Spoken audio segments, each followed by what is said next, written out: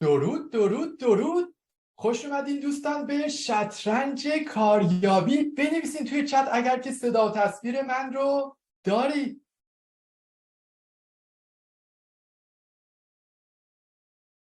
عالی، بسیار هم خوب. خب دوستان، خوش اومدید به وبینار شطرنج کاریابی. برای اینکه جمعمون یکم با هم بیشتر آشنا بشه توی چت خودتون رو معرفی کنید و بگین برای چی به این وبینار اومدین. دوست دارین که چه نتایجی از این وبینار بگیرین، چه چالش‌هایی رو الان روبرو هستید. معمولا دوستانی که به این وبینار میان به یکی از این دلایل هستش. دوستانی هستن که تازه مهاجرت کردن و به دنبال کار هستن. دوستانی هستن که کار دارن ولی میخوان برن یه شرکت بهتر یا میخوان یه کار بهتر داشته باشن.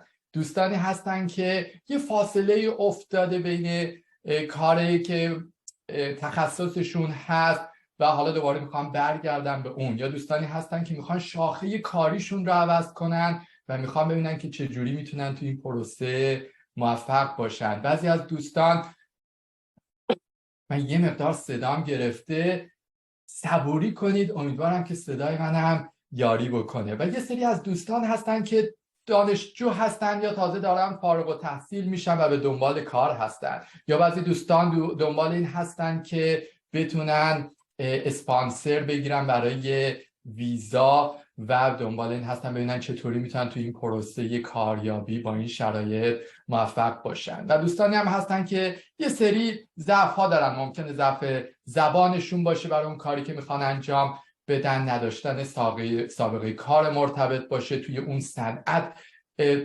سابقه کار رو ندارن و یا تازه مهاجرت کردن و سابقه کار لوکال رو ندارن. توی هر کدوم از این دسته ها که هستید امروز 4 تا استراتژی و چند تا تکنیک یاد میگیرید که کمکتون میکنه توی این رقابت متمایزتر بشید، رزومتون مصاحبه های بیشتری بگیره و مصاحبه هاتون به جاب آفر های بیشتری تبدیل بشه. عالی، بسیار هم خوب. اسم بعضی از دوستان آشناست، بعضی از اسمها جدید هست.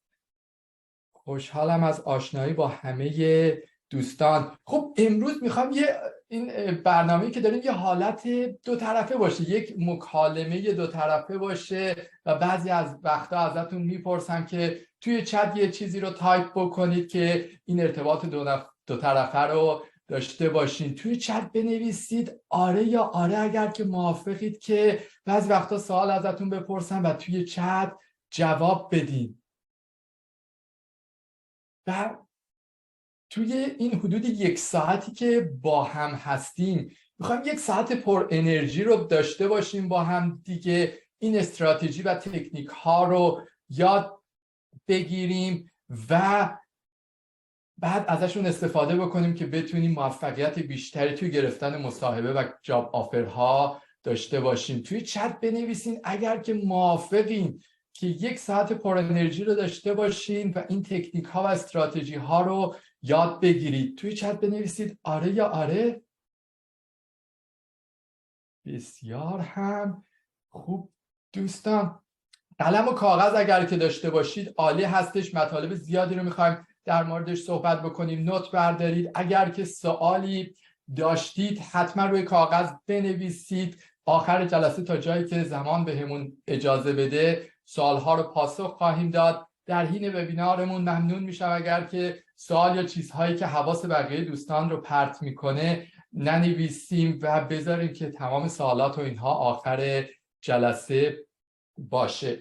خب یه معرفی سریع از خودم داشته باشم که وارد بحثمون بشیم. بعضی از دوستان خب ممکنه برای اولین بار باشه که با من آشنا میشن. اسم من سعید بستانی هست. استرالیا زندگی میکنم، سیدنی. حدود 12 سال هستش که استرالیا هستم. در حال حاضر دایرکتور شرکت مشاوره دلویت هستم. اونجا کار لیدرشپ پروژه های دیجیتال رو انجام میدم و پرورش مدیرهای شرکت و همچنین مدیر استخدامی چندین جاب مختلف توی چند سال اخیر بودم. بیش از 300 تا اینترویو انجام دادم. بالای 1500 تا رزومه رو ریویو کردم و در کنار حالا این کار اصلی که دارم انجام میدم از 7 سال پیش شروع کردم تجربیاتم رو با دوستان فارسی زبان به اشتراک گذاشتن از طریق وبینارها، ورکشاپ ها، سمینارها و قبل از کووید خب فقط توی استرالیا و سیدنی و ملبورن و بریزبن بود از طریق حالا سمینارها و ورکشاپ هایی که برگزار میکردم. کووید که اتفاق افتاد خب همه چی آنلاین شد، با وبینار و اینها شد و شروع شد این برنامه ها با دوستان توی اروپا، کانادا، آمریکا و تمام این ارتباط بین همه دنیا برقرار شد بین دوستان و من با دوستان. و وقتی که به کووید من برمیگردم شاید یکی از بهترین اتفاقهایی که توی کووید افتاد این بود که این ارتباطه با همه جاهای دنیا تونست برقرار بشه و توانمندسازی افراد، این که توی موفقیت اونها من یه شراکت کوچیکی بگیرم چیزی که منو به هیجان در میاره و دلیلیه که این پروسه رو شروع کردم. توی حالا این چند وقتی که با بیش از 180 تا از دوستان توی پروسه کاریابی از دوستان فارسی زبان، افغانی و ایرانی کمکشون کردم توی پروسه کاریابی به صورت کوچینگ و خب از اون طرف هم کلی کار اینترویو و مصاحبه اینا انجام دادم. مدیرای شرکت رو برای اینکه مصاحبه گرهای خوبی بشن آموزش میدم و اون چیزی که توی این مدت بهش رسیدم 3 تا مشکل اصلی فارسی زبانان هست که باعث میشه نتونن اون کار ایدئالشون رو توی شرکتی که به هیجان درشون میاره بگیرن. اولین مشکل این هست که دوستان خودشون رو نمیدونن چجوری متمایز کنن، چجوری خودشون رو فوق‌العاده نشون بدن و توی این رقابت به عنوان یک فرد استثنایی نسبت به بقیه رقبا باشن و تکنیک ها و مهارت های هم نمیدونن که چجوری خودشون رو متمایز بکنن. دومین چالشی که فارسی زبانان توی این زمینه دارن اینه که نقاط ضعفشون رو نمیدونن چجوری بپوشونن و حتی به نقطه قوت تبدیلش کنن.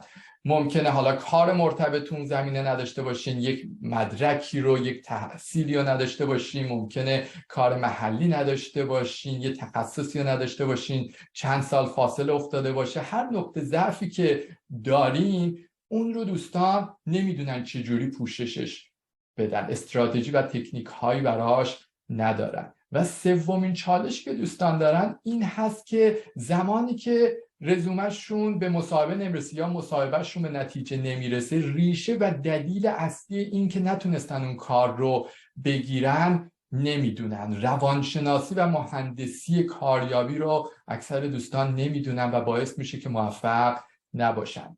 امروز میخوایم 4 تا استراتژی و چند تا تکنیک یاد بگیریم که بهتون کمک میکنه توی این پروسه متمایز تر بشین، به عنوان یک فرد استثنایی و توی پروسه کاریابی خودتون نشون بدین و به عنوان فرد ایدئال در نظر گرفته بشین و بتونین اون نقاط ضعفی رو که دارین بدونین که به چه صورت باید اونها رو پوشششون بدین. و امروز دیدتون عوض میشه که چرا خیلی از این رزومه های شما و خیلی از مصاحبه های شما به نتیجه نمیرسه. زمانی که شما اینها رو بدونید، استراتژی ها و تکنیک ها و روانشناسی و مهندسی کاریابی رو بدونید، مصاحبه های بیشتری میگیرید و جاب آفر های بیشتری رو مصاحبه هاتون براتون برمغان میاره. توی چت بنویسید که اگر که آماده این که این 4 تا استراتژی رو با هم یاد بگیریم. توی چت بنویسین آره یا آره.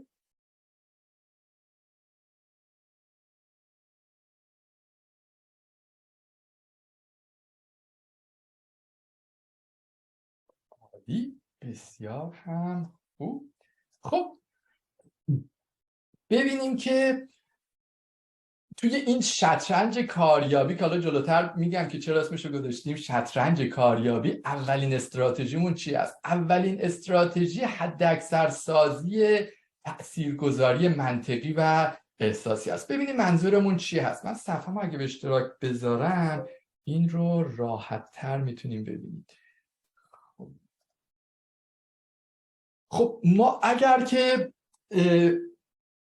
همونطور که میبینید توی محور افقی زمان رو داشته باشیم، فرض کنیم مصاحبه حالا 60 دقیقه است، ممکنه کمتر یا بیشتر باشه، و توی محور عمودی 0 تا 100 میزان تاثیرگذاری رو داشته باشیم، یه خطی وجود داره که من بهش میگم خط آره. و زمانی که از شما از اول مصاحبه شروع میکنید میرین جلو، یک تاثیرگذاری روی اون فرد میذارید، و زمانی که اون میزان تاثیرگذاری شما به بالای خط آره برسه، اون زمانیه که حالا یا به مصاحبه بعدی دعوت میشید یا جزء کاندیداهایی که برای اون کار میخوان بهش جاب آفر بدن تبدیل میشید. و هر چقدر این تاثیرگذاری بالاتر باشه توی این رقابت نسبت به دیگران، شانس شما برای اینکه اون کار رو بگیرید بیشتر هستش. ببینید منظور اون دقیقاً از این تاثیرگذاریه چی هستش. خب همونطور که میدونید ما یه نیمکره چپ داریم، یه نیمکره راست مغز ما، و نیمکره چپ مغز ما مسئول استدلال، منطق و آنالایز کردن هستش، و نیمکره راست مخصوص چه کاری هستش؟ برای احساسات، برای خلاقیت، برای نوآوری و قسمت هنر و هستش. و زمانی که شما یک تصمیم رو میگیریم بر اساس اینکه نیمکره چپ یا راست مغزتون فعالتر، کدوم قسمتش فعالتر هست، اون تصمیم رو شما میگیرید. معمولا یکی از اینها فعالتر است. مثلا اگر شما آدم احساسی هستین، نیمکره راستتون بیشتر فعاله، زمانی که تصمیم رو میگیرید احساسی دارین اون تصمیم رو میگیرید و با منطقتون دارین اون رو توجیهش میکنید. یا برعکسش هم وجود داره. بعضی از افراد هستن که نیمکره چپ و راستشون خیلی تعادل داره و وقتی که میخوان تصمیم بگیرن از جفتش استفاده میکنن، ولی توی اکثر مواقع یکی از اینها فعالتر هستش. زمانی که شما توی پروسه مصاحبه هستین، اون فرد مصاحبه‌گر یا اون افراد یا میخوان منطقی تصمیم بگیرن یا احساسی، و کاری که شما باید انجام بدین اینه که توی اون تاثیرگذاری که دارین انجام میدین بتونین چیکار بکنید؟ اون رو چه از لحاظ منطقی چه از لحاظ احساسی به حد اکثر برسونید. خیلی از دوستانی که بک‌گراند فنی دارن، بک‌گراندشون فنی و مهندسی هست، خیلی اون لفت برین هستن به قول معروف، و توی این مصاحبه ها خیلی منطقی هستن. و زمانی که مخصوصا در اینترویو های دوم و سوم که با لیدرشپ های شرکت هست، کالچرال فیت و سافت اسکیل های شما رو میسنجن، اگر که شما اون تاثیرگذاری احساسی رو انجام ندین، شانستون خیلی میاد پایین. توی چت بنویسید که فکر میکنید آمار نشون میده 30% افراد توی چند دقیقه اول مصاحبه به این نتیجه میرسن که شما فرد مناسبی برای این کار هستین یا نه. توی چت بنویسین. فکر میکنید چقدر طول میکشه؟ چند دقیقه طول میکشه؟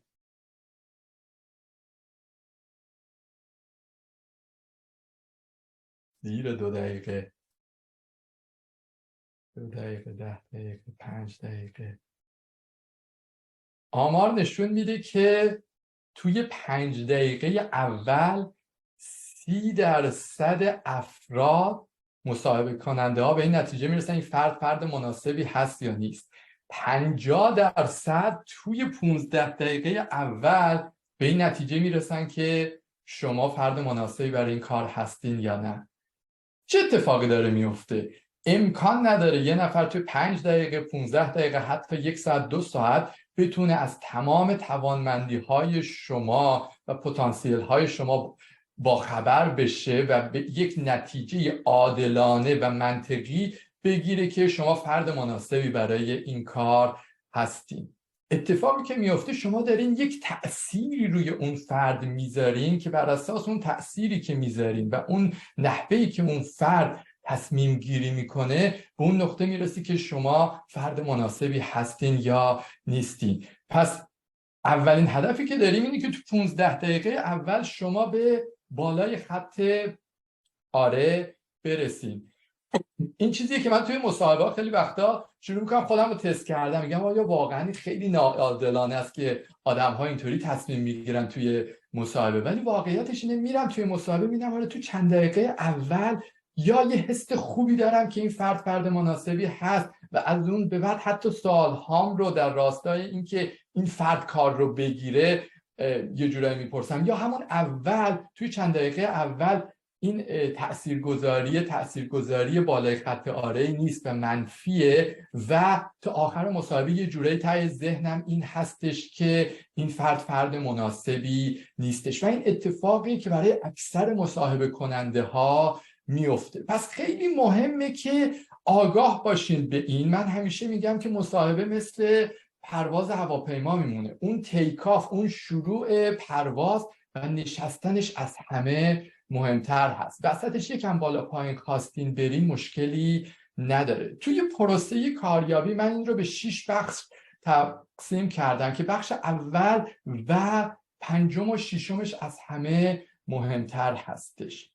روانشناسی و مهندسی مصاحبه رو ما داریم اینجا میبینیم. روانشناسیش داره میگه که این رو ما باید چیکار کنیم؟ بیشترین تاثیرگذاری رو انجام بدیم، توی 15 دقیقه اول حد اکثر اون آره رو بگیریم از فرد. حالا مهندسیش میگه این 6 تا بخش رو داره و برای اینکه بیشتر بیاد دستتون، بخش اول مصاحبه کانکشن هست، ارتباط هستش. احتمالا خیلی وقتا دیدین که مثلا با توی یه مکالمه یا توی یه مصاحبه این کانکشن، ارتباط وجود پیدا نمیکنه و تا آخر مصاحبه یه جورای غریب این میره جلو و دو طرف حس راحتی با همدیگه ندارن. اولین کاری که باید انجام بدین اینی که این کانکشن رو با مصاحبه کننده ها به وجود بیارید. 4 تا تکنیک وجود داره که یه تکنیکش که سریع هست رو اینجا بهتون میگم. کاری که میکنید اینه که اگر که میخواین تکنیک رو بنویسید، کاری که میکنید اینه زمانی که مصاحبه شروع شد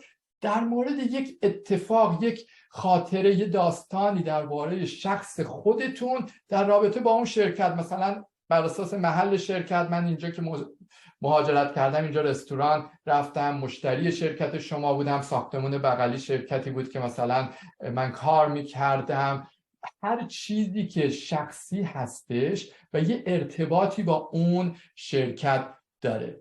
روانشناسیش چی میگه؟ چه اتفاقی داره میفته؟ شما با چه کسی میان یک خاطره شخصی تعریف میکنید؟ با کسی که احساس راحتی و صمیمیت میکنید. زمانی که شما شروع میکنید با یه فرد این رو صحبت میکنین، همون اول این کانکشنه به وجود میاد. اون فرد احساس راحتی به شما میکنه و ناخودآگاه احساس میکنه که شما رو میشناسه و خود شما هم چون این رو تعریف کردین احساس میکنید با اون فرد راحت هستید. خیلی وقتا من دیدم که این مصاحبه ها میره جلو و دو طرف هیچ کانکشنی ندارن و این تاثیرگذاریه اگر که این کانکشن نباشه به هیچ وجه به این راحتی نمیتونید به وجودش بیارید. من دوستان مدیران شرکت رو که بهشون کمک میکنم چجوری مصاحبه انجام بدن، بهشون میگم که این کانکشن ها رو انجام بدن، ولی واقعیت اینه اکثر مصاحبه گرها آموزش ندیدن. واقعیتش اینه وظیفه مصاحبه گر هست که با شما این رو با کانکشن رو به وجود بیاره، ولی تو اکثر مواقع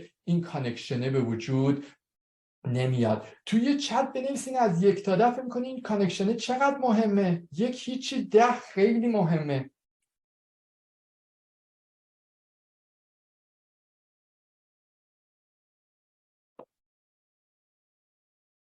عالی. خب یه نکته دیگه که وجود داره، ما نرون هایی داریم تو شبکه عصبیمون به اسم میرور نرون و به این صورت هستش که نرون های آینه ایه. مثلا شما یه فیلمی رو که میبینین، وقتی که غمگینه شما هم یه جورای غمگین میشین، وقتی استرس داره شما هم استرس پیدا میکنید. توی هر مکالمه و توی مصاحبه زمانی که شما یه حسی رو داشته باشین اون حس رو به اون فرد میدین. اگر که شما استرس داشته باشین، ترس داشته باشین، چه حسی رو به اون مصاحبه گر میدین؟ حس استرس، حس ترس. اگر که شما خودتون رو باور نداشته باشید، خودتون رو لایق اون کار نداشته باشید، حسای منفی داشته باشید، اتفاقی که میفته اینه که اون حسهای منفی رو دارید به اون فرد مصاحبه کننده ناخودآگاه از طریق میرور نرون ها انتقال میدید و این اتفاقی که برای خیلی از دوستان میفته. استرس دارن، به هر حال پروسه پر استرسی ممکنه باشه، ترس دارن، اعتماد به نفس ندارن، خودشونو باور ندارن. آمارهای زیادی وجود داره افرادی که اعتماد به نفس بالایی دارن بهتر کار میکنن، فکر میکنن 27% شانسشون برای گرفتن کار بیشتره و توی پیشرفت کارم هستش. پس خیلی مهمه که تاثیرگذاریه نه تنها از طریق پاسخگویی های شما، جواب هایی که میدین باید باشه، هم از طریق اون حسی که شما دارین، اعتماد به نفسی که دارین، استرسی که ندارین. این رو باید چیکارش بکنید؟ در خودتون داشته باشین که توی اون فردم به وجود بیاد. توی چت بنویسید اگر که میک سنس میکنه آره یا آره.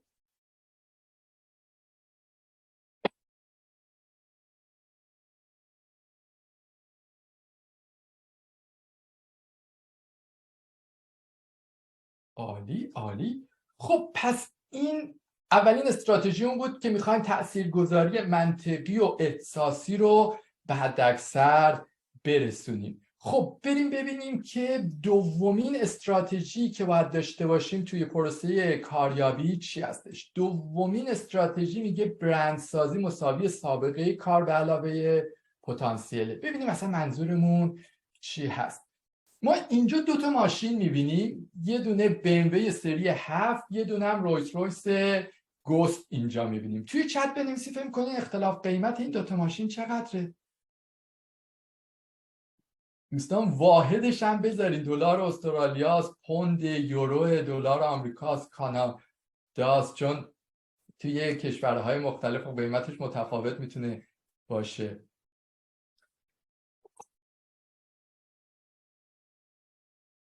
رویس رویس گوست توی استرالیا 650,000 دلاره و BMW سری 7 250,000 دلاره. همونطور که احتمالاً میدونین رویس رویس مال BMW هستش. کارخونه BMW این ماشین رو میزنه. وقتی مشخصات این دوتا ماشین رو میبینین، موتور این دوتا ماشین دقیقاً اصلا یکیه. یک کارخونه، یک خط تولید داره اینها رو میزنه. شاسی این دوتا ماشین تقریباً یکیه. تفاوتی که داره بدنشونه و تودوزیشون. یه کارخونه داره میزنه، یه شرکت داره میزنه، لحاظ قطعاتی تقریبا یکی هن. ولی یکی از اینها 2.5 برابر اون یکی قیمتش داره. چه چیزی این ماشین رو 400,000 دلار از اون یکی ماشین برده بالاتر؟ تفاوتی که بین این دوتا هست، اون تفاوت مشخصات اینا نیست، برندشون هستش. توی بحث کاریابی، مصاحبه، حقوق، این اتفاق دقیقاً میفته و من خیلی شاهدش بودم. دو نفر رو میبینی یه درس خوندن، یه زمان فارغ التحصیل شدن، یه میزان سابقه کار دارن، یکی داره 30,000 دلار 40,000 دلار از اون یکی بیشتر میگیره. یا بعضی از دوستان میبینی که رده کاری خیلی بالاتری دارن، شرکت بهتری دارن، میرن و یه نفر با همون سابقه، همون معلومات، کار پایینتری داره.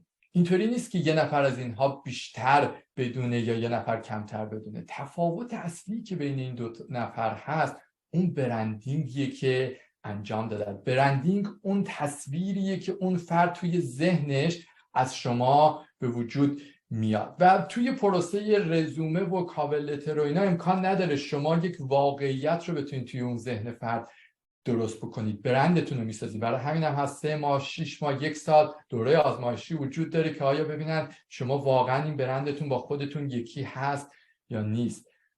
خیلی از دوستان فارسی زبان، ایرانی ها، افغانی ها، از دید من اون BMW هستن ولی برندشون نه تنها BMW نیست بلکه مثلا تویوتاست. نه اینکه حالا تویوتا ماشین بدی باشه، دارم مثال رو میزنم که باید اون برندتون از خودتون بهتر باشه. برند شما باید اون رویس رویسه باشه، چون خیلی با اون موتور تویوتا دارن برندینگ رویس رویس رو میگیرن و از شما جلو میافتن.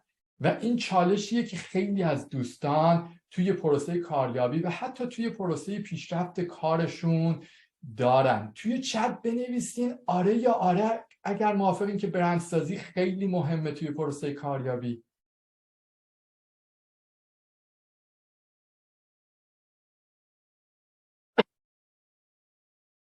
زمانی که شما برندسازی رو انجام داده باشین، توی ذهن اون فرد یه وعی باشین، اون موقعی که میخواین در مورد حقوق صحبت کنید، اگه برند این رویس رویس رو داشته باشین و بگید که من 20,000 تا بیشتر از BMW میخوام، طرف تمام تلاشش رو میکنه به شما این حقوق رو بده. ولی اگر که شما اون برندی رو که ساختین تویوتا باشه و حالا حقوقی که میخواین 20,000 تا بالاتر از اون BMW باشه، اون موقع به این راحتی فرد نمیاد قبول بکنه که به شما اون حقوق رو بده. یکی از دوستان بود که توی دوره کوچینگ کاریابی با من بود و میگفت سعید رفتم این شرکت چیز دیگه مال کار شرکت دولتی هستش و وابسته به دولت بیشتر از یه حدی نمیتونه، یعنی یه بند حقوقی دارم بیشتر از اون نمیتونم بدم. تو گفتم این برندسازی انجام بده، این تاثیرگذاری انجام بده و تو حد اکثر حقوقی که توی مارکت میخوان رو برو و درخواست بده و اون موقع ببین چی میشه. نهایتش میگن نه و تو تصمیم میگیری یه کار دیگر رو انجام بدی. انقدر خوب برندسازی رو تونست انجام بده و این استراتژی و تکنیک ها رو برد جلو که اون شرکت اومد $20,000 بهش بونس جوینینگ فی داد، یعنی اینکه بعد از اینکه استخدام شد ماه اول 20,000 تا بهش داد. زمانی که شما ور باشید، برندتون متمایز باشه، اون زمانیه که شانس شما برای هم گرفتن کار هم برای نگوشیت کردن حداکثر حقوق خیلی بالاتر هستش. اگر که ما بخوایم برگردیم به این نموداری که داریم، شما زمانی که زمانهایی هست که شما این تاثیرگذاری و برندتون اون کاری که قبلا انجام دادین نشون میده. مثلا من چند وقت پیش یه مدیر فنی از PwC اومد برای مصاحبه و همون کاری که ما میخواستیم حدود 3 سال بود انجام داده بود. خیلی نیازی نبود که مثلا توی رزومش یا توی مصاحبه تاثیرگذاری خاصی انجام بده، چون این تاثیرگذاری از 0 شروع نشده بود، از 40 شروع شده بود مثلا و سریع به بالای خط آره رسید. ولی توی اکثر مواقع شما این تاثیرگذاریتون از 40 شروع نمیشه، از 0 شروع میشه. از دید من شما هر 2 سال باید یک پروموشنی داشته باشین، یک سمت بالاتری رو داشته باشین و هر سال حداقل 5 تا 10% حقوقتون به طور متوسط بره بالاتر. بعضی از دوستان بعد از اینکه مهاجرت میکنن، خب کار اول و دوم سخت هست، بعدش دیگه به قول معروف سیف بازی میکنن، یعنی اینکه توی شرکت‌های مشابه همون کاری که دارن انجام میدن رو میرن، خب مصاحبه هم راحت هستش، کار رو انجام دادن و کار رو میگیرن. ولی زمانی که شما میخواین برین یه شرکت بزرگتر، زمانی که شما میخواین 20,000 تا 30,000 تا بذارین روی حقوقتون، سمت بالاتر رو بگیرین، اون زمانیه که نیاز به این برندسازی دارید. و نکته‌ای که وجود داره، برندسازی اینطوری نیست که برند شما اون کاری رو که انجام دادین باشه. برند شما اون کاری که انجام دادین، سابقه کار شما و پتانسیلی که هست. روانشناسیش میگه اون فرد توی ذهنش یه تصویری از شما درست میکنه و ذهنش نمیتونه چیز کنه، استدلال بکنه که این کار رو انجام نداده، این کار رو انجام داده، چون در نهایت این تصویره میخواد به یک تصمیم و یه تاثیرگذاری تبدیل بشه.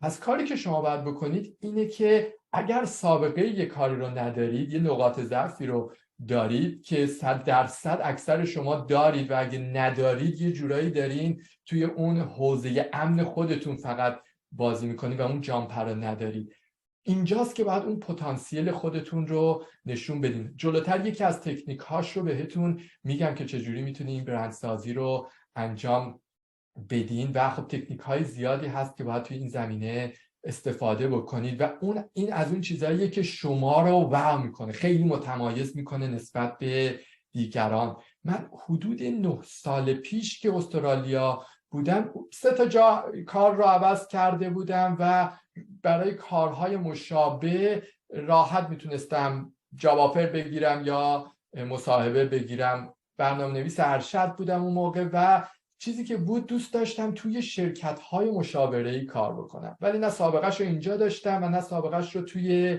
ایران داشتم. 4.5 ماه من دنبال این بودم که بتونم کارم رو عوض کنم.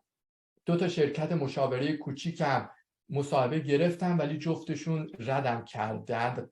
خیلی حالم گرفته بود، اصلا خیلی دچار ناامیدی شده بودم که من چی کار باید بکنم. حالا نتورک هی آدما رو تو لینکدین هم اد می‌کردم، میگفتن نتورکینگ بکنید. کسی هم نمی‌شناختم که منو برداره ببره توی شرکت مشاوره‌ای و خیلی به قول معروف بالبال میزدم و حالم گرفته بود، تا اینکه گفتم خب من نیاز به کمک دارم، این چیز نشدنی نیست. چون کسایی بودن مشابه من، بدون مهاجر بودن، بدون سابقه کار تو شرکت‌های مشاوره‌ای واردش شدن، به هر حال یه راهی باید باشه. شروع کردم به دنبال کمک گشتن. هیچ کسی رو توی استرالیا پیدا نکردم که بتونه توی این زمینه به من کمک کنه. یه نفر رو توی آمریکا پیدا کردم که بازنشسته شرکت IBM بود و یه سری دوره‌ها برای کاریابی و تمرکزش روی برندسازی بود داشت که اون دوره رو من ثبت نام کردم. $1500 آمریکا بود. اون موقع دلار آمریکا نسبت به دلار استرالیا خیلی وضعش بهتر بود، ولی با این حساب خیلی برای من یه جورایی سنگین بود که $1500 بدم، آیا واقعا ارزشش رو داره، نتیجه میده یا نه. خلاصه این کار رو کردم. یه سایت ایلرنینگ داشت و شروع کردم این رو، ویدیوهاش رو دیدم و تازه اونجا یه دریچه جدیدی به ذهن من باز شد که اصلا یه داستانی وجود داره که اصلا من تو این باکس خودم هم و اصلا داستان مصاحبه و کار گرفتن اصلا به اون شکلی که من فکر میکردم نیست. و بعد از اینکه رزومه و CV رو شروع کردم بر اساس اون تغییر دادن، 5 تا شرکت مشاوره‌ای بزرگ استرالیا رو اپلای کردم. از 2 تا از اینها من اینترویو گرفتم و از هر 2 تای اینها تونستم جاب آفر بگیرم که هر کدومم 3 تا مصاحبه داشتن که یکیشون دلویت بود و بزرگترین و بهترین اتفاق زندگی که برای من افتاده توی زمینه کاریم اون بود. اگه اون اتفاق نمی افتاد خیلی رشدها رو من نمی کردم، جهت کاریم تغییر نمی کرد، انقدر لحاظ مالی و پوزیشنی نمیتونستم پیشرفت بکنم و به من هپینس بده. و اون چیزی که خیلی به من کمک کرد این بحث برندسازی بود. و بعد از اینکه من این پروسه رو رفتم، مثل کسی که رفته یه رستوران خوب غذای خوب خورده، حالا میاد به همه میگه آقا بیاین این غذای خوبه، مثل همچین کسی شدم. دوست دارم که این تجربه‌ام رو با دیگران به اشتراک بذارم، چون خیلی من بالبال میزدم و راهی پیدا نمیکردم و کسی هم نبود که به من بگه. مثل کسی که مثلا دنبال یه رستوران غذای خوب، یه دونه مثلا خورش سبزی خوبه ولی پیدا نمیکنه، تا یه رستوران خوب توی خارج پیدا میکنه و شروع میکنه به دوستاش معرفی کردن. پس بحث برندسازی بسیار مهمه، مخصوصا قسمت پتانسیلش. توی چت بنویسید مکسنس میکنه یا نه، آره یا آره.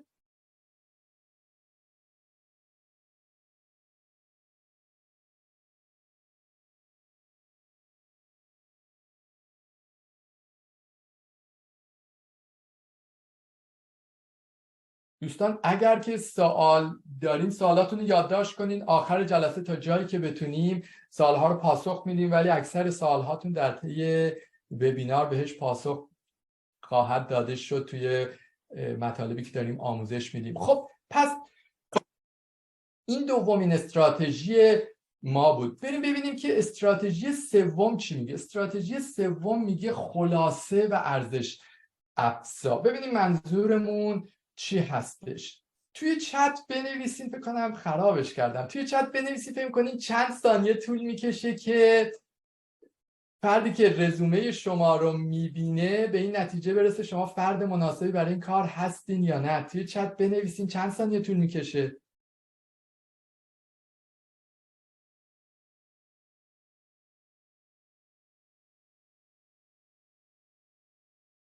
عالی. اینایی که 30 می نویسن احتمالاً 30 ثانیه است دیگه.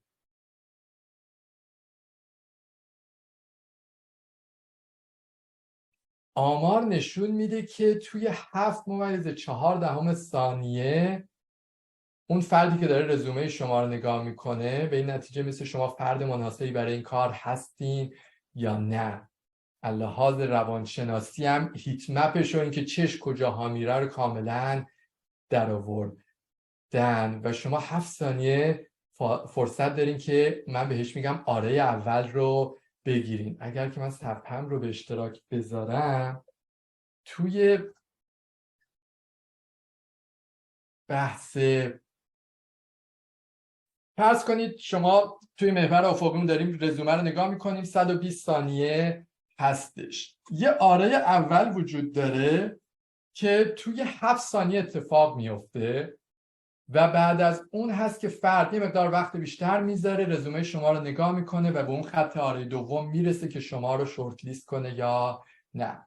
مثلا توی شرکت ما یه جاب میذاریم 70-80 تا رزومه میاد از طریق حالا نرم افزارهایی که هست، اینها ساجستشن هایی برای اونهایی که مرتبط هست داده میشه. رکروترهای ما بر اساس اون ساجستشن هایی که اون نرم افزار میده و خودشون هم میگیرن اینها رو نگاه میکنن 20 تا رزومه رو برای من میفرستن که من از این 20 تا رزومه 3 تا از اینها رو انتخاب میکنم برای مصاحبه. اتفاقی که میفته دقیقاً به همین شکله. من این 20 تا رو باز میکنم توی 7 ثانیه نگاه میکنم آیا این فرد میتونه کاندیدای مناسبی برای این کار باشه یا نه. اگه نباشه میرم رزومه بعدی. اگه فکر کنم میتونه باشه تا حدود 1-2 دقیقه وقت میذارم اون رزومه‌شو بیشتر نگاه میکنم و یک تاثیرگذاری داره در من در نهایت این 1-2 دقیقه میذاره کاور لتر و رزومه این فرد اگر کاور لتر داشته باشه. بعد از این که همه اینها تموم شد مثلا من 7 نفر هست که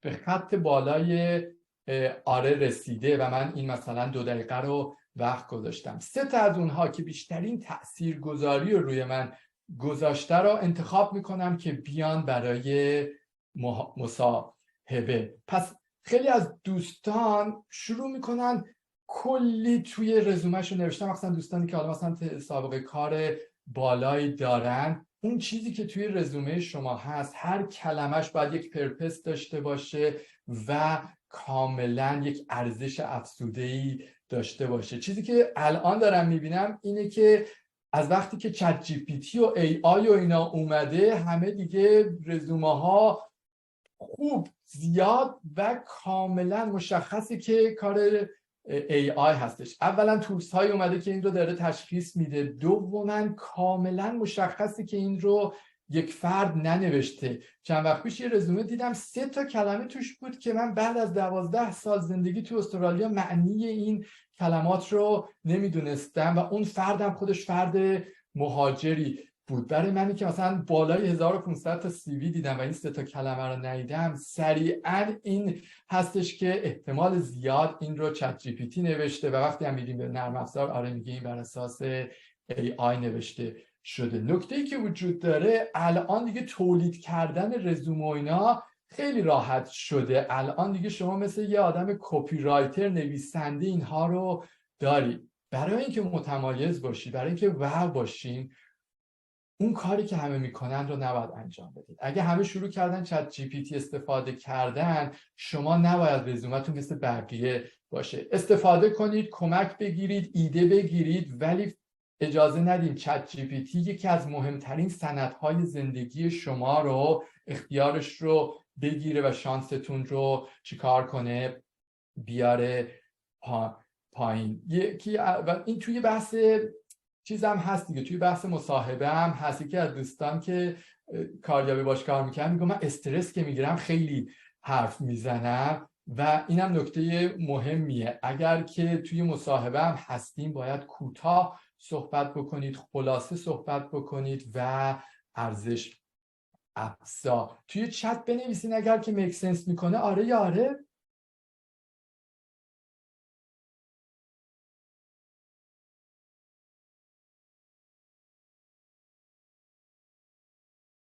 عالی. خب این پس استراتژی سوممون بود که باید خلاصه باشه و ارزش افزا. بریم ببینیم 2 عامل اصلی موفقیت تو پروسه کاریابی چیا هستش. ما وقتی پروسه کاریابی رو داریم اگه بخوایم از اولش نگاه بکنیم، اولش پیدا کردن یه فرصت کاریه. سرچ میکنید لینکدین، سایت های مختلف، کار رو پیدا میکنید و بعد از اون میان چیکار میکنید؟ یک رزومه و کاور لتر برای اون کار میفرستید. چند تا نکته. رزومه یه هدف داره و هدفش اونه که در کنار کاور لتر برای شما مصاحبه بگیره. کاور لتر و رزومه شما هدفشون اینه که برای شما مصاحبه بگیرن. بعد توی مصاحبه هدفهای دیگه‌ای داریم که گرفتن کار هستش. خیلی از دوستان استراتژی که دارن اسمش میذارم استراتژی رندومی یا هیئتی. یه رزومه دارن، کاور لتر حالا یا دارن یا اصلا ندارن، برای همه کارها اون رو میفرستن. خیلی از دوستانی که با من کار میکنن میان میگن که سعید این رزومه ما میشه یه نظر بهش بدی؟ میگم کو جاب دیسکریپشنه، کو این رزومه در پاسخ به چه کاری هستش؟ میگن نه حالا رزومه ما چیز دیگه همینه. رزومه بدون یک جاب دیسکریپشن هیچ معنایی نداره. رزومه و کاور لتر شما پاسخگویی به یک جاب هستش، به یک کار هستش و برای هر کار شما باید این رزومه و کاور لترتون رو تغییرش بدین که وقتی یه نفر داره نگاه میکنه تو اون 7 ثانیه بگه واو این دقیقاً اون کسیه که من میخوام، این کار انجام داده یا پتانسیلش رو داره. اون تاثیرگذاریه رو باید چیکار کنید؟ فوق‌العاده ببریدش بالا. اگر که یه کاور لتر و یه رزومه دارین که دارین برای همه میفرستین، شانستون رو دارین میارین پایین و این اتفاقی برای خیلی از دوستان میفته. و اتفاقی که میفته یکی این که تعداد مصاحبه‌های کمتری میگیرید و کلاً دارین خودتون رو تقریب میکنین. هر ریجکشن داره ناخودآگاه روی شما یه تاثیر منفی میذاره و اون خودباوریتون رو میاره پایین. به قول اینجایا ساین اپ فور فیلیر دارین انجام میدین با استفاده از استراتژی رندومی. برای رزومه و کاور لتر شما باید روانشناسی و مهندسیش رو بذارین کنار هم و اون رزومه و کاور لتر رو درست کنین. کاور لتر حتما داشته باشین. ممکنه بعضیا نخوننش، ولی کاور لتر یکی از هدفهای اصلیش اینه که بیاد نقاط ضعف‌های شما رو به عنوان اولین مکالمه‌ای که میتونید با مصاحبه کارها داشته باشین، با اون شرکت داشته باشین، پوشش بده. یه تکنیکش رو میخوایم الان یاد بگیریم که با یه تیر 2 تا نشون میزنه. هم برندتون رو میسازه، هم نقاط ضعفتون رو میپوشونه. فرض کنید شما یه نقطه ضعفی دارین، سابقه کار مرتبط ندارین، سابقه کار محلی ندارین، اسپانسر ویزا میخواین، رفته بودین بچه دار شده بودین، چند سال فاصله افتاده، الان دوباره برگشتین به کار، یه درس جدیدی خوندین، سنتون بالاست برای اون کاری که میخواین انجام بدین، یه مدرک خاصی رو ندارین، سابقه اون کار رو ندارین تو اون صنعت، هر چیزی که هست، از لحاظ روانشناسی این نقطه ضعف شما یک ترسی رو در اون مصاحبه‌گر به وجود میاره. طرف ترس اینو داره که شما رو بگیره و توی این کار موفق نباشی. ترس ها 2 دستن، یا ترس های واقعی هن، یا ترس های غیر واقعی. ترس های واقعی مثلا من برم بالای ساختمون 50 طبقه بخوام بپرم پایین، یه ترسی در من هست که جلوی من رو میگیره. این یه ترس واقعیه، چون ترس هدف اصلیش اینه که از لحاظ بیولوژیکی اینه که زنده بودن ما رو داشته باشه، ما رو نجات بده برای اینکه جون ما به خطر نیفته. یه ترس دیگه است، من میرم دم یه استخری که 1.5 متر آبه و 2 تا دوستام تو آبن و یه غریق نجات هم هست، میترسم که بپرم توی آب. این ترس واقعی نیست، چون من اگه بپرم توی آب به احتمال خیلی زیاد جون من به خطر نمیفته. توی بحث کاریابی هم این نقاط ضعف ترس‌هایی هستن که برای اون کارفرماها به وجود میاد و این ترس‌های واقعی نیستن. یه موقعی هست که من میام برای خلبانی اپلای میکنم که نه درسش رو خوندم نه تا حالا اصلا این کار رو انجام دادم. خب طرف ترس داشته باشه، یه ترس واقعی و امکان پذیر نیست و هیچ کس دیگه مشابه من نتونسته این کار رو بگیره. ولی برای خیلی از موارد اولین سوال باید اینه آیا اگه 100 نفر باشن، از این 100 نفر با شرایط مشابه من تازه مهاجرت کردن، سنشون بالای 50 ساله و این سابقه کار رو ندارن، آیا هیچ کدوم از اینها نتونستن اون کار رو بگیرن؟ اگر که هیچ کی نتونسته، شاید یه جورایی واقعیت اینه که امکان پذیر نیست و یه ترس واقعیه برای اون کارفرما. ولی برای اکثر مواقع اون ترس واقعی نیستش. پس این روانشناسیش. مهندسیش میگه که بیایم چیکار کنیم این ترس رو که واقعی هم نیست برای کمک کنیم اون مصاحبه کننده و اون کارفرما ترسش برداشته بشه. کاری که میکنید توی کاور لترتون 3 تا استپ داره. استپ اولش چیکار میکنین؟ اکنالج میکنین این گپ رو. میدونم سنم بالاست، میدونم سابقه کار مرتبط ندارم، میدونم این کار فروش بهتر، زبانم نیتیو باشه، هر چیزی که هست اون گپ رو اکنالجش میکنید. دقیقاً در موردش اون ترس، اون نگرانی که اون فرد داره رو در موردش حرف میزنید. دوم میان چیکار میکنید؟ پتانسیل خودتون برای اینکه این چالش رو بهش غلبه کنید مینویسید. من مطمئن هستم که میتونم این چیز جدید رو بخونم، این مدرک جدید و یاد بگیرم. من مطمئنم که میتونم با وجود اینکه سابقه کار ندارم از پسش بر بیام. کانفیدنس خودتون رو اینجا نشون میدین. و استپ سوم میان یک مثال میزنید. مثالی که قبلا یک چالش مشابهی بوده و شما تونستین بهش غلبه کنید. نیازی نیست دقیقا همین چالش بوده. اگر که مثلا سابقه کار لوکال نداشتین، یک چیز مشابهی که قبلا مثلا یک کاری رو سابقهش رو نداشتین ولی توی یه شرکت رفتین و تونستین بهش غلبه کنید رو چیکار میکنید؟ مینویسید. اتفاقی که میفته یکی این که دارین برندتون رو میسازین، طرف میگه واو این چه آدم سلف اوری، چقدر آدم آگاهی هستش و داره از دید ما هم این قضیه رو میبینه. و دوم داره نگاه میکنه این چه آدم پرواکتیوی هست، سولوشن داره، خودش راه حل داره براش و نمیاد این مشکلی بشه برای ما و خودش برای اون راه حل داره. و از اون طرف هم وقتی که علاوه روانشناسی فرد این فقط این ترس رو میبینه و میبینه که این پتانسیل وجود داره که این ترسه خطری برای اون ایجاد نکنه، اون موقع هستش که شما متمایز میشین نسبت به دیگران و شانستون برای اینکه این نقطه ضعف تبدیل نشه به عنوان یه بلاکر برای گرفتن مصاحبه تبدیل میشه. توی چت بنویسین اگر که میک سنس میکنه آره یا آره.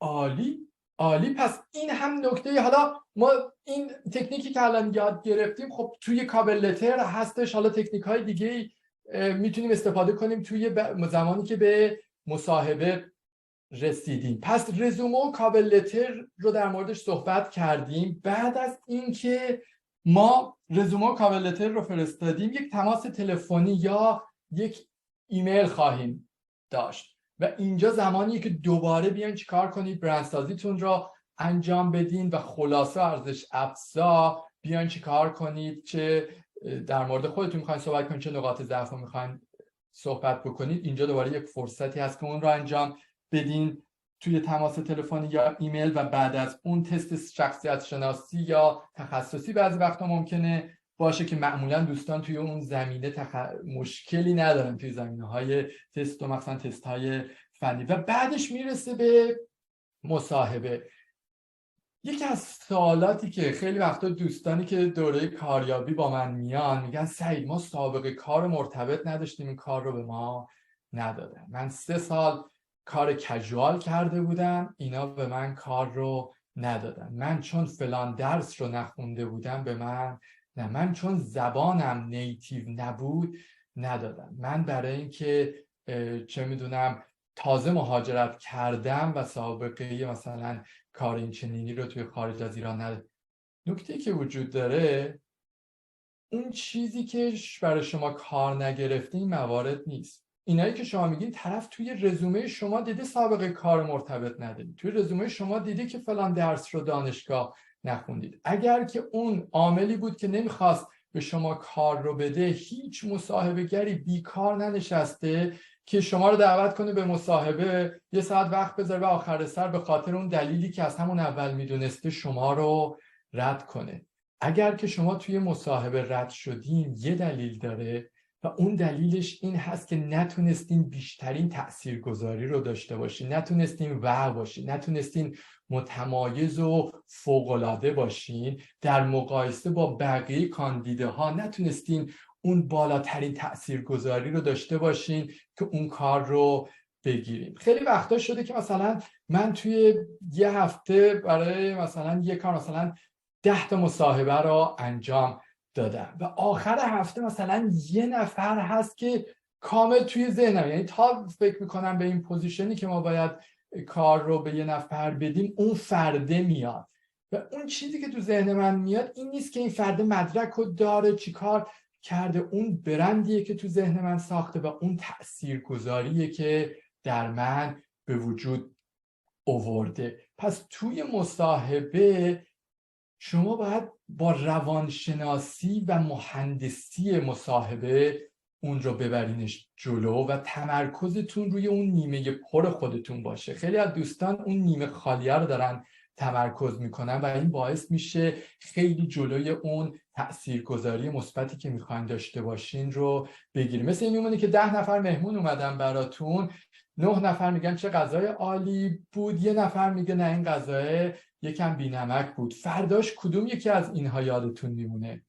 برای اکثر ماها اون 1 نفر یادمون میمونه، نه اون 9 نفری که گفتن چه غذا عالی بود. در زمینه خودتونم خیلی وقتا تمرکز روی اون نیمه خالیه هسته. شما با اون نیمه پرتون باید بتونید اون حد اکثر تاثیرگذاریه رو انجام بدیم. و بعد از اون هست که پیشنهاد کاری و مذاکره حقوق هست که تمام اون بذرهایی که کاشتید، اون برند و اون تاثیرگذاری، اینجا زمانی هست که دارین ازش بهره برداری میکنید. توی این پروسه برای اینکه متمایز باشین، توی این رقابت و باشین، معمولی نباشین، 2 تا عامل اصلی هستش که اون استراتژی ها و تکنیک هایی که شما رو نسبت به بقیه متفاوت میکنن. اگه همون کاری که همه میکنن شما هم انجام بدین، متمایز و نمیشین. ولی اگه کار متفاوتی انجام بدین، مثلا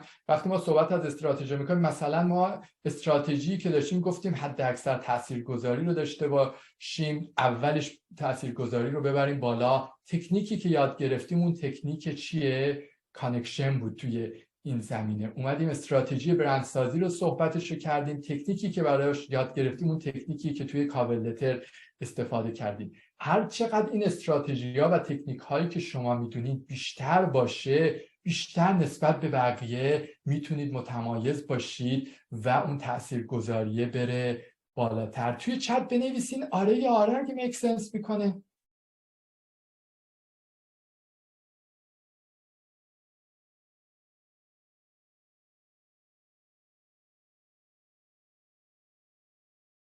عالی عالی دوستان. احتمالا شنیدین میگه اگر که میخوان یک نتیجه متفاوتی داشته باشیم باید یک کار متفاوتی انجام بدین. اگه همون کاری که تا الان انجام دادید همون رو تکرار بکنید، همون نتیجه رو چیه میگیرید. من یه دوستی داشتم که شطرنج بازی میکرد و من با شطرنج بازی میکردم و همیشه ازش میباختم، میگفتم فلانی داستان چیه، منم قوانین این بازی رو میدونم، چجوریه تو همیشه ما رو میبرین؟ گفت استراتژی تو چیه؟ گفتم استراتژی من اینه که تو رو ماتت بکنم.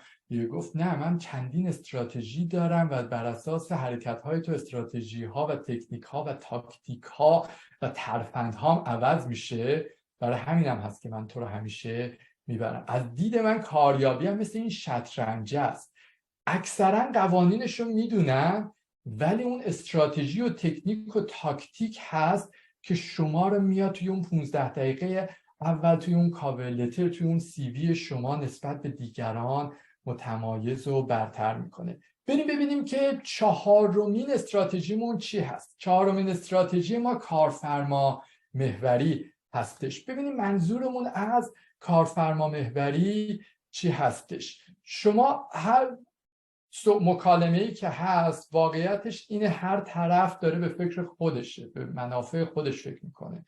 توی مصاحبه هم شاید در ظاهر برای شما باشه ولی در عمل برای اون کارفرماست. شما یه کاری رو انجام میدین برای اون شرکت یا مشتریای اون شرکت، یک ارزشی اضافه میکنید و برای اون ارزشی که اضافه میکنید، اون تأثیر ایمپکتی که میذارید، برای تشکر به شما یه حقوقی داده میشه و هر چقدر این تاثیرگذاری ارزشی که اضافه میکنید بالاتر باشه، اون تشکره هم بیشتر هستش و هر چقدر نشون بدین که بیشتر میتونین این ارزش بالاتری رو به اون شرکت اضافه بکنید، اون آتش اونها برای داشتن شما چیه؟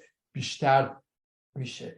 خیلی از دوستان میرن توی مصاحبه و این کارفرما محوری رو فراموش میکنه و همه چی در مورد خودشون هست. در ظاهر در مورد شماست ولی در باطن در مورد کارفرماست. یه مثال میزنم، مثلا فرض کنید یه نفر از من میپرسه که سعی توی پروژه بانک دیجیتال ویرجین مانی چی کار کرد. مثلا میگم که من لید دیجیتال اون پروژه بودم، یه تیم 34 نفره داشتم، 4 تا مدیر داشتم، پروژه رو تونستم توی 8 ماه به اتمام برسونم. این پروژه یکی از بزرگترین پروژه های توی استرالیا شد که من تونستم به ثمر برسونمش و همینطور ادامه بدم. این ورژن یکش. میخوام تو چت بهم بگین تفاوتش چیه. ورژن 2 اینه که میگم من لید دیجیتال اون پروژه بودم، ما یک تیم 34 نفره بودیم، پروژه ای رو که به ثمر رسوندیم یکی از بزرگترین پروژه های بانک دیجیتال توی استرالیا بود و تونستیم این پروژه رو توی 8 ماه به نتیجه برسونیم. توی چت بنویسیم تفاوت این دوتا چی بود، ورژن 1 و ورژن 2.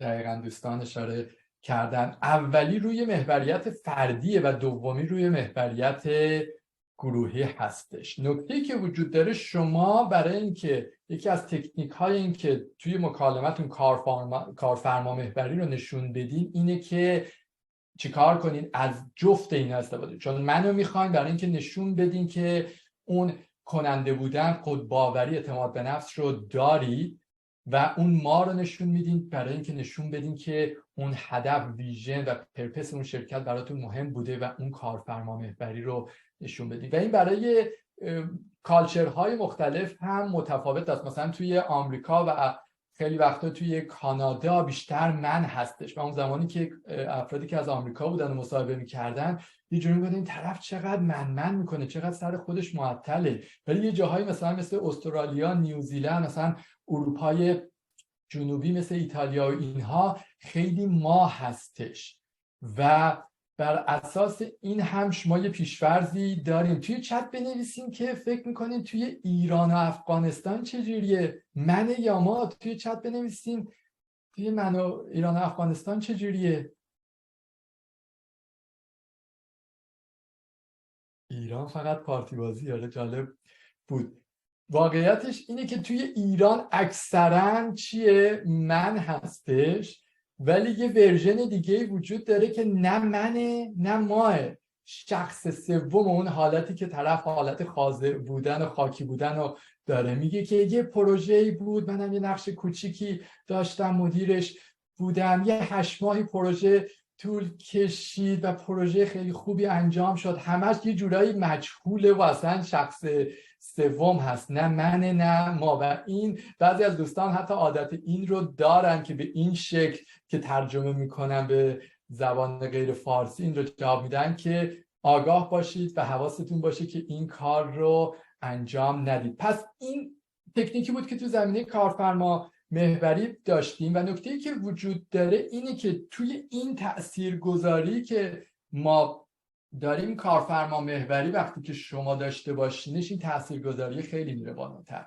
بچه توی هارد اسکیلز ها و مخصوصا توی سافت اسکیلز هایی که میخوان اینها شما رو بسنجن خیلی خودش رو نشون میده و توی تمام اینها کارفرما محوری رو باید نشون بدین و مخصوصا اینکه کالچرال فیت بودن رو اونجا هم نشونش بدین. عالی. پس این هم استراتژی چهارممون بود. توی چت بنویسین فکر می‌کنین مهمترین چیزی که تا الان یاد گرفتین چی بوده، هایلایت مواردی که تا الان گفتیم نامبر وانش براتون چی بوده. توی چت بنویسین. دقیقاً برندسازی، کاور لتر،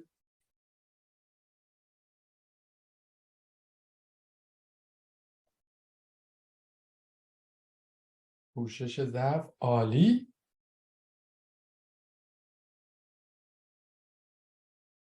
دقیقاً سایکولوژی و مهندسی پروسه. عالی. ما تا الان چیزایی که یاد گرفتیم این بود که استراتژی اول بود که میگفت حداکثر سازی تاثیرگذاری رو داشته باشیم و اینکه شروع و پایان مسابقه تو 6 مرحلهش از همه مهمتره. برای شروعش یک تکنیک یاد گرفتیم که کانکشنر رو ایجاد بکنیم. استراتژی دوم برندسازی بود. برندسازی رو فهمیدیم که چقدر اهمیتش بالا هستش. یک تکنیک برای پوشش ضعف‌ها و برندسازی از طریق کاور لتر یاد گرفتیم. استراتژی این که باید خلاصه و ارزش افزا باشه رو یاد گرفتیم. در مورد کارفرما محوری و تکنیک من و ما یاد گرفتیم. و نکته‌ای که وجود داره وقتی که شروع کنید اینها رو استفاده کردن میبینید که چقدر نتایجی که میگیرین متفاوت هستش. من تا جایی که میتونستم تون صحبت کردم که حد اکثری که میتونیم توی این 1 ساعت با همدیگه مطالب رو داشته باشیم، ولی واقعیت اینه که ما حتی اگه 4-5 ساعت هم داشتیم شاید 40-50% کل این مواردی که توی تکنیک ها و استراتژی های کاریابی هست رو نمیتونستیم پوشش بدیم. اون چیزی که توی این 1 ساعت تونستیم در کنار هم داشته باشیم شاید حدود 5% و 10%ش باشه. و الان 2 تا آپشن داریم. یه آپشن اینه که شروع کنید این ها رو یاد گرفتن، این تکنیک ها و استراتژی ها رو یاد گرفتن.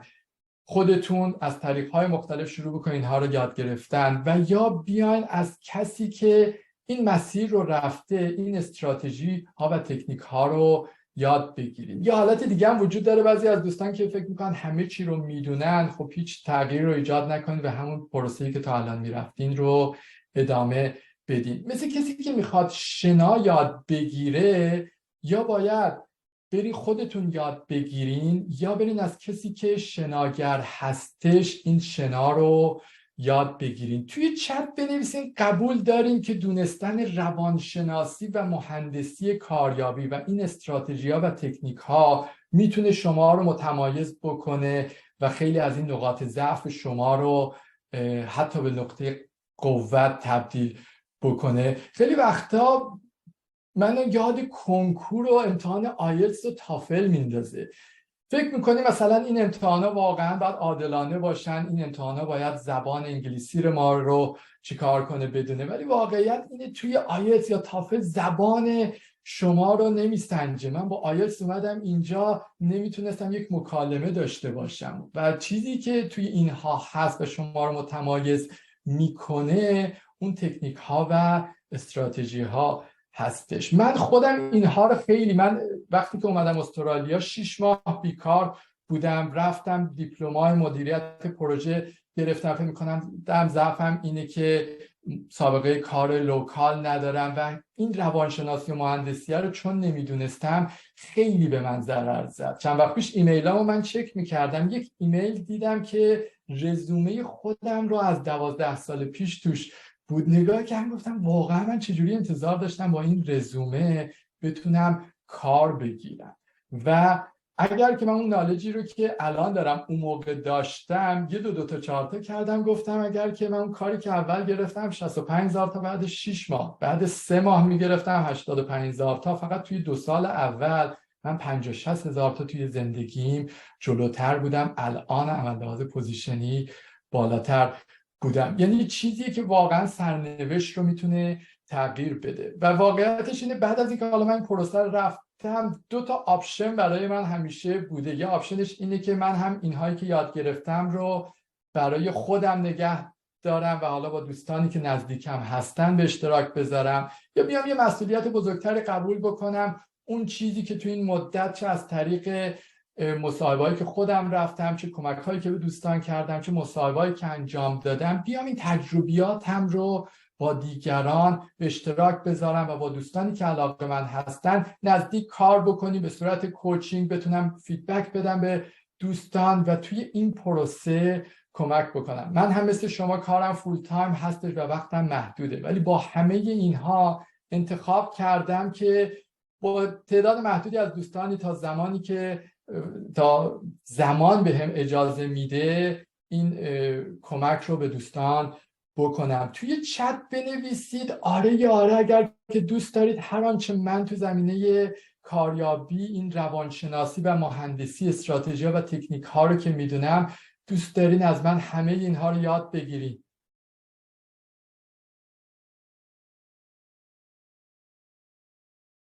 عالی. حالا من برای دوستانی که علاقه‌مند هستن یه دوره کوچینگ دارم که میخوام در مورد اون توضیح بدم و واقعیتش اینی که برای همه دوستانم نیست، برای کسایی که ذهن باز برای تغییر ندارن نیست، برای کسایی که نمیخوان یک چیز متفاوت امتحان کنن که یک نتیجه متفاوت بگیرن نیست، برای کسایی که فکر میکنن همه چی رو میدونن نیست. این دوره برای کسایی هستش که میخوان کار رو بالاتر بگیرن، آتش اینو دارن تو شرکت‌های بزرگتر و هیجانی کار بکنن، مهاجرت کردن، سابقه کار محلی ندارن، یه فاصله افتاده، میخوان اسپانسر ویزا بگیرن، دانشجوان میخوان کار پارت تایم بگیرن یا دانشجویشون تموم شده میخوان کار بگیرن، سنشون رفته بالا، شاخه کاری میخوان تغییر بدن. دوستانی که میخوان متمایز و فوق‌العاده بشن، این دوره برای اونها هست که تکنیک ها، ترفندهای اون رو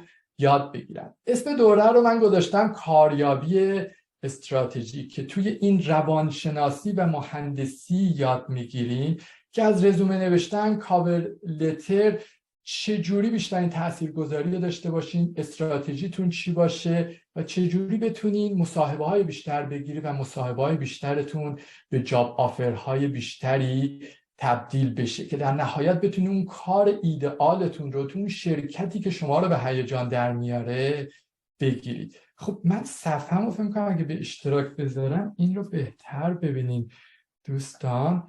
ببینیم چه چیزی توی این دوره یاد میگیرید. اون چیزی که توی این دوره یاد میگیرین اولیش این هستش که چجوری یک رزومه‌ای بنویسید که مصاحبه بگیره.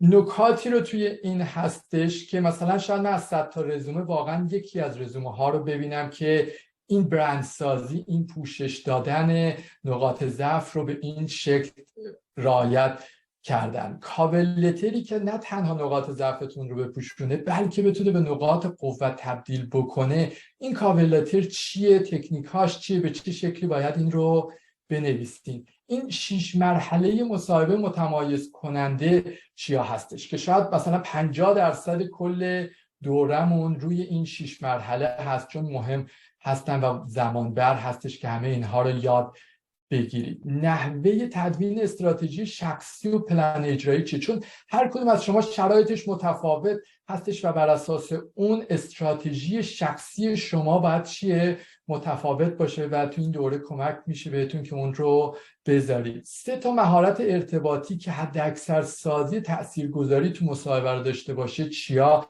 هستش؟ تکنیکایی هست که بعداً توی کارتون و توی میتینگ ها هم میتونید ازش استفاده بکنید. تکنیک مذاکره حداکثر حقوق رو یاد میگیرید، چه جوری اصلا صحبتش رو بکنید، چه جوری شروع بکنید، اگه کمتر گفت چی بگین، همه اینها رو فرمولش رو قدم به قدم یاد میگیرید. و 3 تا تکنیک هم برای برندسازی استفاده یاد میگیرین که چه جوری برندسازی رو انجام بدین که بتونید کمک بکنه اون حداکثر حقوقی که میخواین رو بگیرید. ببینیم که به چه شکلی برگزار میشه. دوره 17 ساعت ویدئوی آموزشی هستش که شروع میکنید این ویدئوها رو دیدن، قدم به قدم تمام این تکنیک هایی که گفتیم رو یاد میگیرید و 4 ساعت فیدبک منه به 10 تا از دوستانی که قبلا این دوره رو اومدن و اینها رو استفاده کردن. تمام فیدبک من رو میبینیم به عنوان نمونه که کمک میکنه این نهادسازی جا بیفته. 68 تا اسلاید داریم، قالب تمپلیت رزومه من و کاور لتری که خود من استفاده کردم رو در اختیارتون میدم و سوالهای رفتاری مصاحبه رو با نمونه جواباش خواهید داشت. بعد از اینکه یاد گرفتیم برای نهادینه سازی شده، برای اینکه فیدبک بگیریم که بهترین نتیجه رو بگیریم، 6 ماه کوچینگ با من دارین که توی این مدت هر سالی داشته باشین میتونین از من بپرسین، جاب دیسکریپشن و کاور لتر و رزومتون رو برای من میتونین بفرستین که من بهتون فیدبک بدم. و یک گروه تلگرام هم داریم که با دوستانی که مشابه شما هستن و این دوره رو اومدن اونجا هستن و میتونید با اونها هم ارتباط برقرار بکنید. اگر سوالاتی مثلا تخصصی در زمینه مثلا مهندسی عمران دارید، میخوایم این دوستانی که تجربه مشابه دارن میتونید با دوستان دیگه هم ارتباط برقرار بکنید و خیلی وقتا حتی دوستان با همدیگه یار مشاور میشن و این پروسه رو حتی با همدیگه میبرن جلو.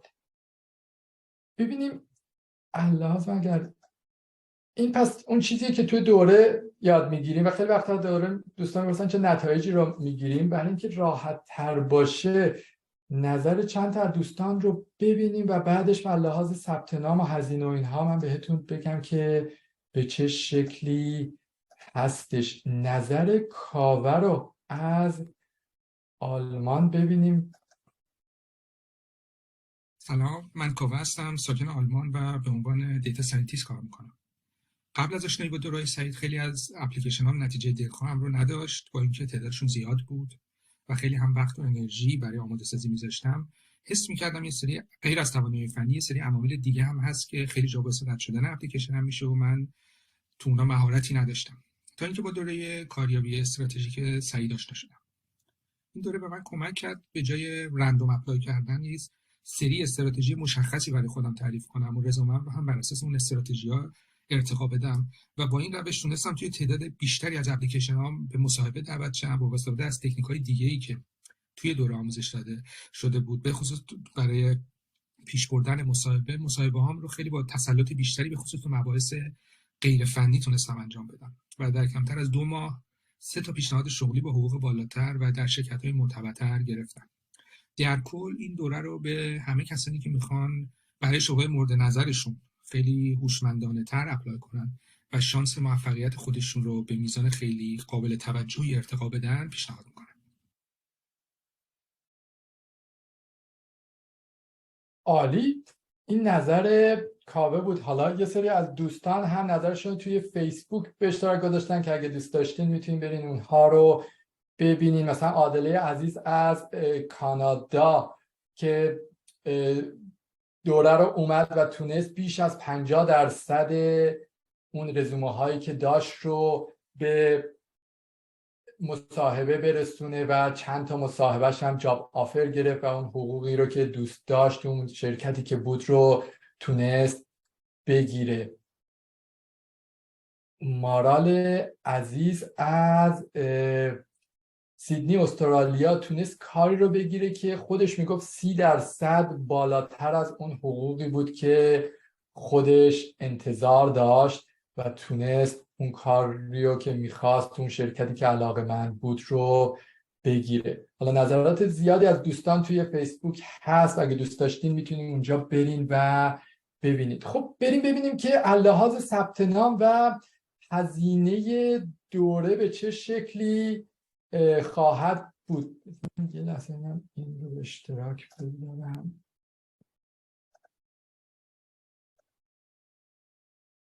فکر کنم به اشتراک بذارم راحت تر دیده بشه. خب لحاظ ارزشی واقعا اگر که بخوام هزینه دوره رو در نظر بگیریم طوری که بگیم شما یه هزینه میذارین یه پولی بهتون برمیگردونه، اون چیزی که من دیدم دوستان حداقل 5000 تا بیشتر از اون چیزی که تو ذهنشونه تونستن توی فقط اون حقوقی که میگیرن بالاتر باشه. یعنی واقعا بخوام ارزشی بذاریم باید 5000 تا برای این دوره در نظر بگیریم. ولی بخوام مشابه دوره هایی که هستش، با اینکه هیچ دوره‌ای به نظر من به جامعیت این وجود نداره، $1295 ارزش دوره رو من گذاشتم و 6 ماه پشتیبانی و کوچینگ رو ارزشش رو $495 استرالیا گذاشتم که در کل میشه $1790 استرالیا. حالا به قیمت‌های دیگه هم خواهم گفت، پوند و یورو و اینها. برای اینکه حالا میدونم خیلی از دوستان ممکنه تازه مهاجرت کرده باشن، الان کار نداشته باشن و هزینه‌اش کم بالاتر از اون چیزی که بتونن افورد کنن باشه و این کاملا قابل پرداخت بشه، یک تخفیف ویژه‌ای در نظر گرفتم 60% که دوره کاریابی استراتژیک رو با 60% تخفیف $495 در نظر گرفتم و اون 6 ماه کوچینگ رو هم کاملا رایگان در نظر گرفتم که در کل میشه $495 استرالیا یا 310 پوند، 333 دلار آمریکا یا $446 کانادا. و واقعیتش اینه به خاطر اون پشتیبانی و کوچینگ، جواب دادن سوالها و محدودیت وقت من امسال حد اکثر با 30 نفر از دوستان میتونم کار بکنم. و حالا دوستانی که منو دنبال میکنن میدونن که آخرین بار پارسال بوده که این رو برگزار کردم و من سالی 1 بار و الان زمانیه که زمان دارم که میتونم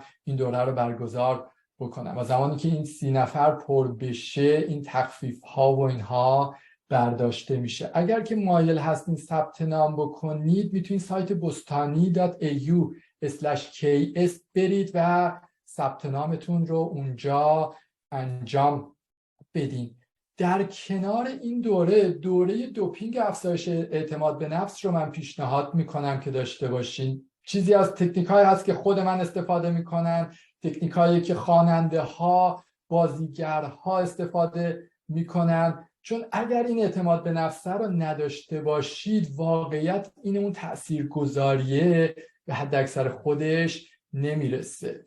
و این دوره $395 و امسال تصمیم گرفتم گفتم این هدیه من باشه برای کسایی که میخوان این کارشون رو تغییر بدن و این رو تصمیم گرفتم به صورت کاملا رایگان در اختیار این 30 نفر اول که فکر میکنم واقعیتش اینه زیر 10 نفر الان جا مونده در نظر گرفتم که این دوره رو هم کاملا به صورت رایگان برای کسانی که ثبت نام میکنن امسال در نظر بگیرم. سایت bostani.com سایت bostani.au/ks اگر که مایل هستید برید و ثبت نامتون رو تکمیل کنید. یه دوره دیگه هم دارم، دوره کاهش استرس که 5 تا متد برای ریشه‌کنی استرس ها و یه تکنیک ثابت شده از لحاظ علمی که تمام چیزای علمیشو بهتون توی دوره نشون میدم هستش که این دوره هم $445 هستش و میدونم خیلی از شماها استرس میگیره و این استرس دوباره جلوی موفقیتتون رو میگیره. این رو هم امسال تصمیم گرفتم هدیه من باشه به صورت رایگان برای دوستانی که علاقه‌مند هستن که این مسیر رو با من برن جلو. این رو هم به صورت کاملا رایگان در نظر گرفتم. اگر مایلید سایت bostani.au/ks میتونید برید و ثبت نامتون رو انجام بدید. من حالا این رو توی چت هم بذارم لینکش رو برای دوستانی که علاقه‌مند هستن. و لحاظ کلش رو بخوایم نگاه بکنیم که برای دوستانی که امسال ثبت نام میکنن، بعد از اینکه ثبت نام کردین یه سایت ایلرنینگ داریم. توی این سایت ایلرنینگ دوره ها رو اونجا میبینید، چه از طریق موبایل چه از طریق کامپیوتر میتونید ویدیوهای دوره، اسلاید ها همه رو ببینید، سرعت رو بالا پایین بکنید. بخوایم ببینیم کل چیزی که دریافت میکنید چیا هستش. اگر که دوره دوپینگ افزایش اعتماد به نفس رو که رایگان داریم و کاهش استرس رو هم در نظر بگیریم، ارزش کل اینها $2630 هستش که با تخفیفاتی که و هدیه‌ای که من امسال در نظر گرفتم میشه $495. و اگر هم که اومدین دوره و به هر دلیلی راضی نبودین، دوره واقعا نمیارزید این پولی که شما دادید، من تا 30 روز فرصت دارید تمام ویدیوها رو ببینید. اگر که به هر دلیلی تو این 30 روز راضی نبودین یه ایمیل به من میزنید، من معمولا تو 24 ساعت جواب میدم و پولتون رو بهتون برمیگردونم و توی 2 روز کاری بعدش پولتون به حسابتون برگشته. من تحولی که در دوستان به وجود اومده، من هنوز ایمیل ها مسیج هایی که دوستانی که مثلا 3 سال پیش دوره ورژن قبل این رو اومدن و الان کارشون رو تغییر دادن و دارن از تکنیک ها استفاده میکنن و به من میگن که دست درد نکنه سعید چقدر تونست به ما کمک بکنه رو هنوز دارم میبینم. برای همین مطمئن هستم از ولیویی که شما از این دوره میگیرید و واقعا خودم هم دوست دارم که توی موفقیت شما شریک بشم. شنیدن خبر موفقیت شما، این که من یه نقش کوچیکی توش داشتم، واقعیتش اینه که اون کودک درون منو حس خوبی بهش میده. برای همین به هر دلیلی اگر که راضی نبودین از دوره، من اگه پول شما رو بخوام نگه دارم این میشه کلاهبرداری. به هیچ دلیلی نمیبینم که اگر شما راضی نبودین از این پولی که دادین، من پولتون رو بهتون برمیگردونم. برای دوستانی که ممکنه یک جا یه مقدار براشون سخت باشه، امکان پرداخت توی 4 تا قسط وجود داره. یه مقدار هزینهش بالاتر هست، قسطی به خاطر هزینه هایی که باید به بانک و اینها بدیم، ولی امکان 4 قسط هر 2 هفته یک بار وجود داره که قیمت‌هاش رو اینجا می‌بینید. اگر که مایلید سایت bostani.au/ks میتونید برید و ثبت نامتون رو تکمیل بکنید.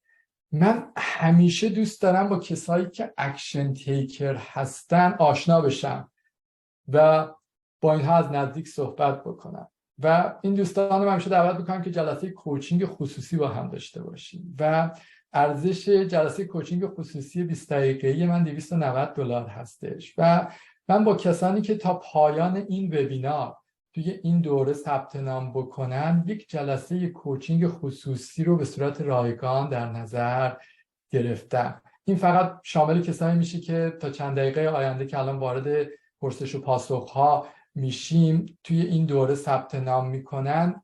این هم هدیه ویژه من به اکشن تیکر ها هستش که یک جلسه کوچینگ خصوصی میتونه رزومتون و روی کاور لترتون فیدبک باشه، میتونه در زمینه کاریتون کوچینگ باشه، توی هر زمینه‌ای که نیاز داشته باشین میتونید از این فرصت استفاده کنید. اگر که مایل هستید سایت bostani.au/ks میتونید برین و ثبت نامتون رو تکمیل کنید. برای دوستانی که امروز ثبت نامشون رو تکمیل میکنن، علاوه بر اونهایی که دیدیم جلسه کوچینگ خصوصی هم هست که میشه $2,920. واقعیتش اینه که اگر که 1 ماه دیگه به من ایمیل بزنید که سعید ما الان دنبال کار هستیم میتونیم اون رو داشته باشیم، از الان بهتون بگم شرمنده‌تون میشم و چون این ظرفیت پر شده، من برنامه دارم برای زمان‌هایی که محدود برای این گذاشتم و هزینه بدون این هدیه ها و بدون تخفیفات خواهد بود. خب اگر که سوالی دارین توی چت بنویسین دوستان. اگر که قبلا نوشتین دوباره اگه کپیش کنین، چون تعداد چت ها زیاد من نمیبینمش. خب حالا بعضی از سوالاتی که حالا دوستان متداول میپرسن جواب بدم. بعد از اینکه ثبت نام رو انجام دادید، صفحه‌ای که هستش، این صفحه هستش که اینجا 2 تا امکان وجود داره که میتونید ثبت نام رو یا پرداخت یک جا انجام بدین یا پرداخت قسطی. سایت bostani.au/ks که برین صفحه شبیه این میبینید و بعد از اینکه کلیک کردین میرین سایت استرایپ که اونجا از طریق کردیت کارت یا دبیت کارت میتونید پرداختتون انجام بدین و پرداخت‌ها بر اساس جایی که زندگی میکنید، یورو، دلار آمریکا یا کانادا یا استرالیا خواهد بود. اون اینترنشنال فی رو من پرداخت خواهم کرد و شما اون کانورژن فی رو پرداخت نخواهید کرد. میتونید بعد از اینکه اطلاعاتتون رو زدین توی سایت میرین، عضو میشین و به همه دوره ها، ویدیوها دسترسی پیدا میکنید. ایمیلی براتون میاد که تمام جزئیات رو داره و لینک گروه تلگرام هم توی اون ایمیل هست. توی گروه تلگرام عضو میشید، با من و دیگر دوستان از طریق گروه تلگرام در ارتباط خواهید بود و هر سوالی داشته باشید میتونید از طریق گروه تلگرام یا از طریق ایمیل ارسال کنید و با من در ارتباط باشید. اگر مایل هستید سایت bostani.au/ks برید و ثبت نامتون رو انجام بدین. دوستانی که تا چند دقیقه دیگه ثبت نام رو انجام بدن، اون جلسه کوچینگ خصوصی شامل حالشون میشه و اگر که بعدا ثبت نام بکنید و هنوز اون ظرفیت پر نشده باشه، اون تخفیف ها شامل حالتون میشه. اگر که ظرفیت پر شده باشه به صورت اتوماتیک اونها از صفحه چی میشه؟ برداشته میشه. بعضی از دوستان میپرسن که ما میتونیم اینو توی تکس ریترن کلیمش بکنیم. من تکس ایجنت نیستم و نمیتونم به شما جواب دقیق بدم. بهترینش اینه که با تکس ایجنتتون صحبت کنید. ولی تقریبا توی همه کشورها هر زمینه‌ای که در زمینه کارتون باشه شما میتونید این رو از مالیاتتون مطالبه کنید و تقریبا تمام دوستانی که این دوره رو اومدن این رو توی مالیاتشون کلیمش کردن. من بهتون فاکتور رسمی با استرالیان بیزینس نامبر میدم که توی گزارش مالیاتیتون میتونید استفاده بکنید و این رو ریفاندش رو بگیرید. همونطور که گفتم امکان پرداخت ماهیانه هم وجود داره. اگر که 2 هفته یک بار براتون سخت هست، حالا فکر کنم نگفتمش الان دارم میگم، اگر که 2 هفته یک بار براتون سخت هست ثبت نام انجام بدین. پرداخت اول انجام میشه. به ایمیل تاییدی که براتون اومد یه ایمیل بزنید و بگین که حالا یا دانشجو هستین یا شرایطتون سخته ترجیح میدین که ماهیانه پرداخت بکنید به جای هر 2 هفته یک بار. این رو من براتون توی سیستم تغییر میدم که هزینه رو ماهیانه پرداخت بکنید. بعضی از دوستان پرسیده بودن توی این مدت زمان 6 ماه چقدر میتونن سوال بپرسن، محدودیتی وجود داره یا نه. هدف اینه که شما کار بگیرید و اینقدر ادامه میدیم که کار بگیرید و هیچ محدودیتی توی این 6 ماه برای سوالاتی که میخواین بپرسید وجود نداره، برای دیدن ویدیوها وجود نداره و به کل دوره به صورت نامحدود مادام العمر دسترسی خواهید داشت. خیلی از دوستانی که قبلا این دوره رو اومدن الان میبینن دوباره میان و ویدیوها رو یک بار دیگه میبینن و حالا بعضی از دوستان تازه ورژن‌های قبلی بودن. این ورژنی که پارسال آپدیتش کردم. چند وقت دیگه میخوام در مورد اینکه AI چت جی پی تی چه استفاده هایی توی پروسه کاریابی میتونه بکنه، اشتباهاتی که تو زمینه نباید انجام بدین، میخوام مستر کلاس بذارم و اون مستر کلاس به صورت رایگان شامل حال کسایی که توی این دوره ثبت نام کردن خواهد شد. بعضی از دوستان پرسیدن ترتیب انجام به چه صورت خواهد بود. اگر که هدیه رو گرفتین کاریابی رو شروع کنید، در کنارش اگر اعتماد به نفس یا استرستون دچار چالش هست اونها رو میتونید کنار اون استفاده کنید که تکنیک ها رو استفاده کنید. خب توی چت ببینم سوالی اگه هست.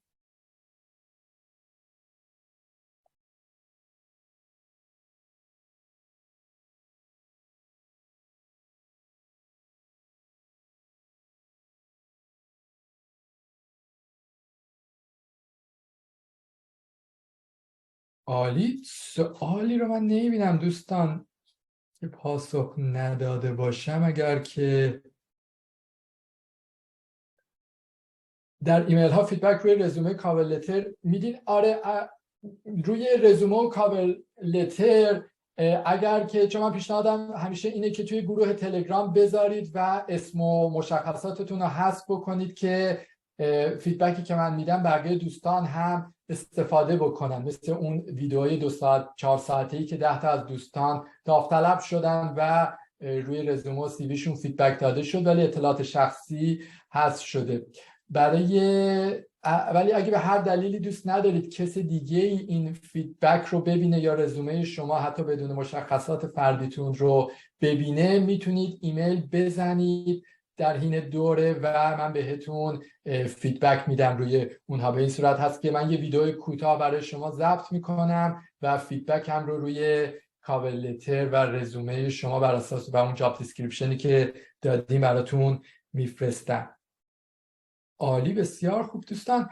سوالی اگه هست کپیش بکنید در انتهای چت. من سوالها رو دیگه اگه چیزی هست نمیبینم. بسیار هم خوب. عالی دوستان، خوشحال شدم از آشنایی دوستان جدید. ممنون از حضورتون و انرژیتون تا جایی که میتونید لبخند بزنید، هر کاری نیاز هست انجام بدین که بهترین دوست خودتون باشین. یادتون باشه مهم نیست کامل انجامش بدین، مهم اینه که شروع به انجامش کنید. بدرود دوستان، خدا نگهدار.